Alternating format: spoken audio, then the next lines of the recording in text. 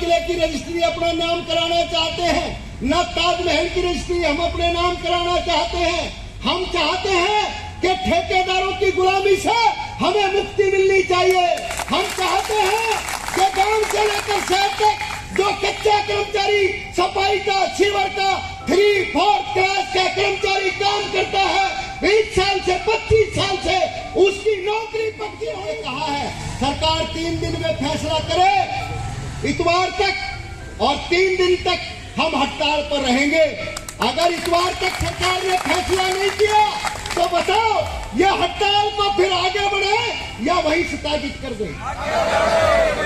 अगर 3 दिन में फैसला नहीं किया इतवार तक, तो इस 3 दिन की हड़ताल जो हमने कॉल की है, आगे बढ़ाई है, इस हड़ताल को आगे बढ़ाएंगे।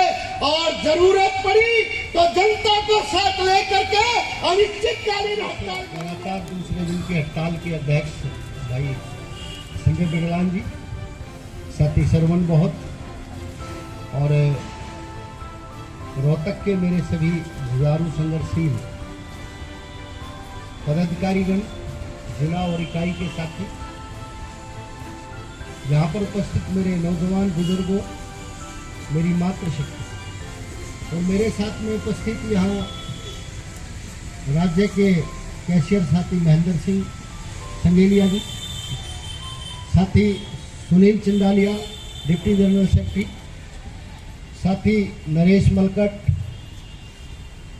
साथी अनूप चंडालिया जी, राज्य के सचिव साथी परशुराम मधाना जी, और हमारी केंद्रीय कमेटी की बहुत ही संघर्षशील जुझारू नेता सुशीला देवी जी, और सम्मानित मेरे सभी साथी, और CI2 के हमारे राज्य के नेता और ग्रामीण सफाई कर्मचारी यूनियन के जनरल सेक्रेटरी साथी विनोद कुमार जी, सम्मानित यहाँ मेरे सभी पत्रकार बंधु साथियों।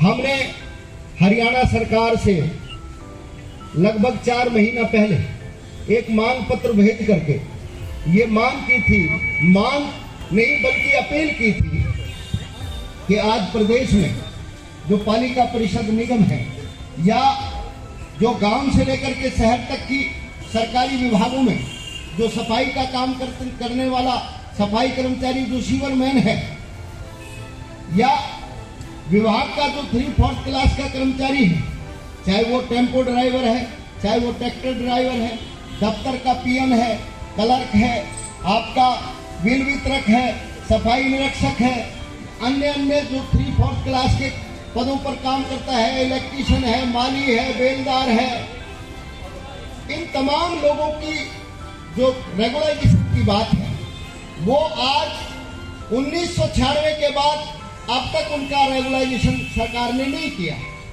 कच्चे काम कर रहे हैं, कच्चे रिटायर हो जाते हैं, रिटायर होकर के घर चले जाते हैं, उनको कोई ग्रेजुएटी का लाभ नहीं, कोई किसी तरीके की उनकी सामाजिक सुरक्षा की गारंटी का कोई सरकार का जिम्मा नहीं, लोग भूखे मर रहे हैं। हमारी मांग थी कि जिन लोगों को 25 साल हो गए, 30 साल हो गए, उनके लिए कानून बना करके उनकी नौकरी पक्की की जानी चाहिए। क्या ये मांग है? ये मांग नहीं है, ये हमारा अधिकार है जो सरकार को हमें देना चाहिए, लेकिन सरकार नहीं दे रही है। हमारी मांग थी कि आज शहरों में जिस तरीके से आधुनिकीकरण हो रहा है, जिस तरीके से शहर बढ़ रहे हैं, आज सफाई के काम को अलग अलग हिस्सों में बांट दिया। डोर टू डोर के रूप में एक कर्मचारी काम करता है जो घर से कूड़ा उठाता है, वर्कआउट सोर्स में काम करते हैं, सीवर में अलग अलग ठेकों में काम करते हैं, पार्कों में काम करते हैं, टॉयलेट साफ करने का काम करते हैं, रात की सफाई में कर्मचारी लगे हैं, और बहुत सारे तरीके के नए नए कर्मचारी वो काम कर रहे हैं, जबकि उनके पद भी म्युनिसिपल एक्ट में नहीं है, नगर निगम एक्ट 1994 में बदनाम नहीं है, फिर भी काम कर रहे हैं। सरकार को उनके पद सर्जित करके उनका रोजगार पक्का करना चाहिए, उनको ठेकेदारी से बाहर करके विभाग के रोल पर करना चाहिए, ताकि वो भी अपने बच्चों को पढ़ा सके, अपना इलाज करा सके, अपने सर पर छत बना सके, उनको भी समाज में बराबरी का दर्जा मिले। लेकिन सरकार ऐसा नहीं करना चाहती। फायर के कर्मचारी लंबे टाइम से ठेकेदारी में लगे थे, जब सारी कानूनन प्रक्रिया जो होती है भर्ती की वो पूरी करके लगे थे। उसके बाद में नए नियम लिया 2016 के, उन नियमों के हिसाब से उनको जो 10वीं पास थे उनको 12वीं पास करनी पड़ी, लाइसेंस हैवी बनवाना पड़ा, ट्रेनिंग करनी पड़ी, फायर फाइटिंग का कोर्स करके डिप्लोमा लाना पड़ा, सारी शर्तें पूरी कर दी। लेकिन सरकार उनको जॉब सुरक्षा नहीं देना चाहती। 2023 पदों पर भर्ती करना चाहती है फायर ऑपरेटर कम ड्राइवर की, लेकिन उन 1366 लोगों को उन पदों पर मर्ज नहीं करना चाहती। सफाई कर्मचारियों की, सीवरमैनों की तो भर्ती एक जमाना बीत गया, आज तक नहीं हुई। लगभग 30-35 साल हो गए। अभी पीछे 4th क्लास की भर्ती हुई थी, 3 क्लास की भर्ती हुई थी। एक भी अगर सीवरमैन लगा हो, एक भी सफाई कर्मचारी लगा हो तो मुझे बता दें, एक भी नहीं लगा। भर्ती होनी चाहिए परमानेंट। लेकिन सरकार क्या कहती है? ठेकेदारी खत्म कराने की बात ना करो, भर्ती कराने की बात ना करो, इन कर्मचारियों को जॉब सुरक्षा दिलवाने की बात ना करो, फायर के कर्मचारियों को, और पक्का करने की बात किसी कर्मचारी की ना करो। तो हम बोले मंत्री जी फिर बात क्या करें? मंत्री जी बोले आपके 2 लोगों को जो कोविड में मरे थे, जिनकी हमारी मांग थी, जो दर्जनों लोग हैं कि सबको 50-50 लाख रुपए सरकारी नौकरी उनके बच्चों को मिलनी चाहिए कि नहीं मिलनी चाहिए। अरे जिस टाइम पर पूरे देश में, दुनिया में हाहाकार था, घर से कोई आदमी निकलने को तैयार नहीं था, उस टाइम भी हम कोविड के मरीजों की, उस टाइम भी हम गली में, मोहल्ले में अपने लोगों की सेवा कर रहे थे। यहां तक कि जो लोगों की मौत कोविड से हो रही थी, उनका क्रिमिनेशन, उनका संस्कार उनके घर वाले नहीं कर रहे थे, सरकार ने पाबंदी कर दी थी। और सरकार ने पाबंदी नहीं कर दी, लोग करना भी नहीं चाहते थे। लेकिन हम थे, गांव से लेकर शहर तक सफाई कर्मचारी था, उनका अंतिम संस्कार कर रहा था। उनके जो कपड़े थे, उनकी जो दवाइयां थी, उनको डिस्पोज ऑफ कर रहा था। लगातार हमने अपना योगदान जनता के लिए दिया है, और इस योगदान को देते हुए हमारे दर्जनों लोग कोविड से पॉजिटिव हुए और उनकी मौत हुई। मंत्री जी कह रहे हैं 2 लोगों को, एक परवीन हिसार को, एक सुरेंद्र भिवानी को 50-50 लाख रुपए दिए हमने, उनके मंजूर कर दिए। मैंने कहा उनके बच्चों को नौकरी, और जो बाकी हैं उनको भी 50-50 लाख रुपए मिलने चाहिए कि नहीं मिलने चाहिए। यहाँ रोहतक के भी कई लोग एक्सपायर हो गए, उन्होंने क्या कसूर किया? क्या वो कोविड से नहीं मरे? नहीं जी, ये स्पेशल वो लोग हैं जो कोविड से मरे थे, और बाकी कैसे मरे? नौकरी उनके बच्चों को भी नहीं दी सरकार। 4000 रुपया जोखिम भत्ता देने की बात थी, पिछली मीटिंग में हाँ भरी थी, मुख्यमंत्री के पास फाइल भेज दिया है, मैं आपका वकील बन के बात करूंगा। अब की बार वकील नाट गया स्पष्ट तौर पर, बोला ना, जोखिम भत्ते की बात मत करो, हम स्वच्छता कंपटीशन कराएंगे, 5-5 वार्डों का क्लस्टर बनाएंगे, जो फर्स्ट आएगा 2000 रुपए, सेकंड आएगा 1000 रुपए, और जो थर्ड आएगा उसको कुछ नहीं। तो कितने लोगों को मिलेगा ये लाभ? तो बहुत कम लोगों को मिलेगा। कंपटीशन कराना कोई बुरी बात नहीं है, लेकिन उस कंपटीशन के नाम पर हमारा हक मारना, यह बेईमानी है। इस बेईमानी को बर्दाश्त नहीं करेंगे हम। 4000 रुपया जोखिम भत्ता हमें देना चाहिए। मंत्री जी को यही नहीं पता है हमारा काम जोखिम भरा है। बोला जी मुझे समझा दो, मैं 1 मिनट में समझा दूंगा। सफाई कर्मचारी को स्वास्थ्य इंजीनियर क्यों कहते हैं? स्वच्छता कर्मी क्यों कहते हैं? सफाई कर्मी क्यों कहते हैं? इसलिए कहते हैं कि सफाई कर्मचारी गंदगी को साफ करता है। गंदगी से 80% बीमारियां पैदा होती हैं। जो व्यक्ति उस गंदगी के अंदर खुले मुंह, खुले हाथ, खुले पांव काम करता है तो जो बीमारियां 80% उससे पैदा हो रही हैं, वो कीटाणु उसके शरीर पर नहीं लगते, वो बीमारियां उसको नहीं लगती है। मैंने मंत्री जी को कहा, मंत्री जी आप रिकॉर्ड देखिए, सीवरमैन और सफाई कर्मचारी की जो डेथ रेट है वो सबसे ज्यादा है, सबसे ज्यादा मौत होती है। आप हॉस्पिटल में जाओगे, डॉक्टर बोलेगा खाली पेट नहीं आना है हॉस्पिटल में। पता क्यों? वहां मरीज होते हैं। मुंह पे सर्जिकल मास्क लगाने के बोलते हैं, सलाह देते हैं, और सफाई कर्मचारी उन तमाम मरीजों का मल मूत्र साफ करता है, उन तमाम मरीजों के जो अवशेष हैं उनको डिस्पोज ऑफ करता है। तो क्या सफाई कर्मचारी को बीमारियां नहीं लगती? क्या ये जोखिम भरा काम नहीं है? आए दिन सीवर में जो लोग मर रहे हैं, गिनती भी सरकार को याद नहीं है कितने लोग मर गए, रोज मौत होती है सीवर के अंदर। क्या ये खतरा नहीं है? मंत्री जी कहते हैं नहीं जी और कोई बात करिए। तो हम ये स्पष्ट तौर पर कहना चाहते हैं, आप लोगों से भी अपील करना चाहते हैं, हमारे पास में और बात करने के लिए नहीं है। ना हम लाल किले की रजिस्ट्री अपना नाम कराना चाहते हैं, ना ताजमहल की रजिस्ट्री हम अपने नाम कराना चाहते हैं। हम चाहते हैं कि ठेकेदारों की गुलामी से हमें मुक्ति मिलनी चाहिए। हम चाहते हैं कि गांव से लेकर शहर तक जो कच्चा कर्मचारी सफाई का, सीवर का 3-4 क्लास का कर्मचारी काम करता है 20 साल से 25 साल से, उसकी नौकरी पक्की होनी चाहिए, तब हमारा जीवन बदलेगा। हमारा जीवन वाल्मीकि जयंती पर भगवान वाल्मीकि को फूलों की माला पहनाकर वाल्मीकि समाज के नाम पर 4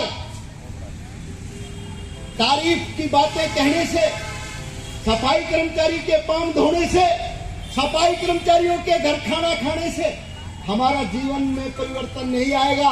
हमारे जीवन में परिवर्तन तब आएगा जब हमारा रोजगार पक्का होगा, हमारे घर में आमदनी का साधन बढ़ेगा, हमारा बच्चा पढ़ेगा, लिखेगा, आगे बढ़ेगा, तब जाकर के हम सामाजिक प्रतिस्पर्धा में शामिल हो पाए। लेकिन सरकार ऐसा नहीं चाहती, वो आपको कच्चा रखना चाहती, वो आपको ठेकेदारी में रखना चाहती, वो आपकी नौकरी पक्का नहीं करना चाहती, वो आपकी मांगों का समाधान नहीं करती। इसलिए भाई, जब सरकार के पास हमारी मांगों का समाधान नहीं है तो हमारे पास में क्या रास्ता बचता है? हमारे पास में एक रास्ता है, सिर्फ हम संघर्ष करें, और वो हम कर रहे हैं। हमने 2 दिन की हड़ताल करने का ऐलान किया था। सरकार ने हमारी मांगों पर सहानुभूतिपूर्वक विचार नहीं किया। प्रदेश की जनता को हम अपील करना चाहेंगे, हमारी इच्छा नहीं थी हम हड़ताल करें, लेकिन सरकार ने 4 महीने तक हमारे को सुना नहीं, हमारे से बात नहीं करी। हमने मजबूर होकर के हड़ताल का नोटिस दिया, तब भी सरकार ने बात नहीं की। जब हमने हड़ताल शुरू कर दी 19 अक्टूबर से, फिर सरकार बात करती है, और बातचीत भी हमारे से ठीक तरीके से नहीं करती है, सम्मानजनक तरीके से नहीं करती है। इसलिए हमें हड़ताल करना, आगे बढ़ाना हमारी मजबूरी है। और हम जनता को कहना चाहते हैं कि जनता के कौन से दुख में हम शामिल नहीं थे। हम जनता के साथ कोविड में भी खड़े थे, हम प्लेग में भी थे, हम और भी जो डायरिया की महामारी है, हैजा की महामारी थी, या और अन्य प्रकार की जो महामारी है, उनमें जनता के साथ खड़े रहे हैं। हमने जनता को हमेशा अपना सहयोग दिया है। आज जनता से हम सहयोग की अपील कर रहे हैं कि जनता भी हमारे अधिकारों के लिए हमारा सहयोग करे, और जो सरकार निर्दयता के साथ हमारा शोषण कर रही है, हमें ठेकेदारों का गुलाम बना रही है, हमारी नौकरी को पक्का नहीं कर रही, हमारी मांगों का निराकरण नहीं कर रही, उस आताताई सरकार के खिलाफ, उस कठोर सरकार के खिलाफ जो संघर्ष है, इस संघर्ष में सरकार भी हमारा सहयोग। हमने फैसला किया है कि सरकार जब तक हमारी मांगों को पूरा नहीं करेगी, जब तक हम लड़ेंगे। ये फैसला सही है कि गलत? कुछ लोग काम कर रहे हैं। मैं अपील करूंगा कि उन सबको भी भाईचारे में शामिल होने की अपील की जाए, क्योंकि ये लड़ाई जिन लोगों की लड़ाई है उन लोगों को इस लड़ाई में भागीदारी करनी चाहिए। इसलिए तमाम भाई इकट्ठे होकर के लड़ो। और आज हमारी जो राज्य कमेटी की बैठक अभी आपके कर्मचारी भवन रोहतक में संपन्न हुई है, उसमें हमने सरकार को 3 दिन के लिए कहा है। सरकार 3 दिन में फैसला करे इतवार तक, और 3 दिन तक हम हड़ताल पर रहेंगे। अगर इतवार तक सरकार ने फैसला नहीं किया तो बताओ ये हड़ताल को फिर आगे बढ़ाए या वहीं स्थगित कर दे। अगर 3 दिन में फैसला नहीं किया इतवार तक, तो इस 3 दिन की हड़ताल जो हमने कॉल की है आगे बढ़ाई है, इस हड़ताल को आगे बढ़ाएंगे। और जरूरत पड़ी तो जनता को साथ लेकर के अनिश्चितकालीन हड़ताल करेंगे। जब तक सरकार सम्मानजनक समझौता नहीं करेगी, जब तक मांगों का निराकरण नहीं करेगी, जब तक हम लड़ेंगे। और केवल हम नहीं लड़ेंगे, अब इस लड़ाई को सब जगह लामबंद करना पड़ेगा लोगों को। आज जहां बिजली का कर्मचारी लड़ रहा है, मैकेनिकल वर्कर यूनियंस लड़ रही है, आपके रोडवेज का कर्मचारी लड़ रहा है, आपका टूरिज्म का कर्मचारी लड़ रहा है, आपके अलग अलग विभागों के जो लोग लड़ रहे हैं, उनके साथ साथ हमें अपनी भी एकता को मजबूत करना है। आज गांव का सफाई कर्मचारी भी कच्ची नौकरी से आहत है।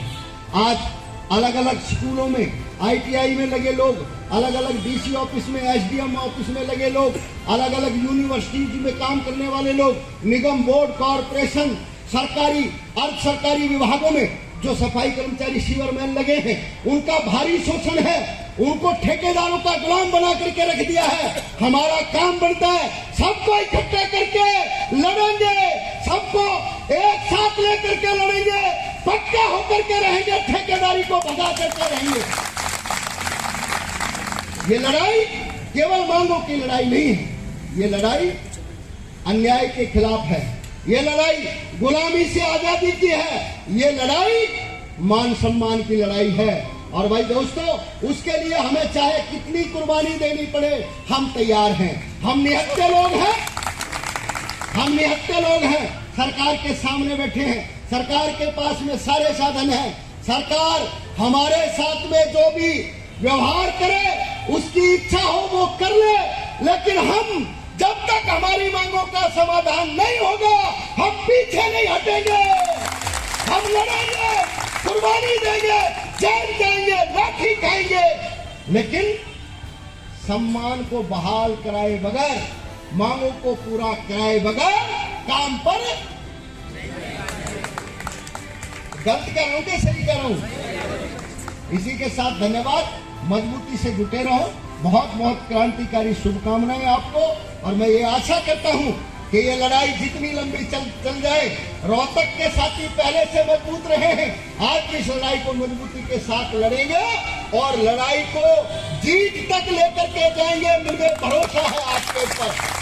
आज पूरे प्रदेश का 40,000 कर्मचारी रोहतक की तरफ देख रहा है कि रोहतक के साथी क्या फैसला करेंगे। आज 40,000 लोगों का मतलब है, 40,000 लोगों का मतलब है 40,000 परिवार। 40,000 परिवार का मतलब है 2 लाख लोग आपकी तरफ देख रहे हैं, जो अपने भविष्य का फैसला चाहते हैं, जो गुलामी से आजादी चाहते हैं, जो ठेकेदारी से मुक्ति चाहते हैं, जो नौकरी पक्की चाहते हैं, जो मांगों की पूर्ति चाहते हैं। मैं ये विश्वास और आशा के साथ कहता हूं कि आप भी उनकी आकांक्षाओं पर खरे उतरोगे और इस लड़ाई को अंतिम दौर तक लेकर के जाओगे। और जब तक सरकार मांगों का निराकरण नहीं करेगी, जब तक आप मजबूती से लड़ोगे। जय संघर्ष, जय।